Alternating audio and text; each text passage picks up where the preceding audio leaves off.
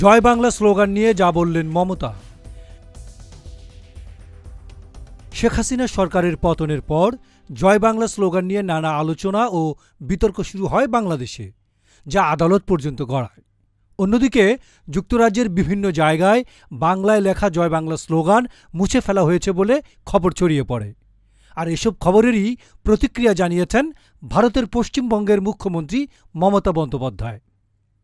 খবরটি জানিয়েছে হিন্দুস্তান টাইমস।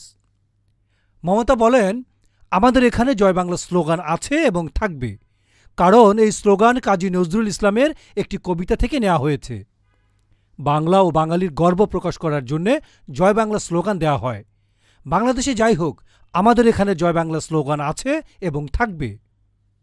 প্রকাশ করা প্রয়োজন, 2020 সালের 10ই মার্চ বাংলাদেশের হাইকোর্টের 2 বিচারপতি জয় বাংলা স্লোগানকে জাতীয় স্লোগান ঘোষণা করেছিলেন। ডেস্ক রিপোর্ট, গণমানুষের আওয়াজ।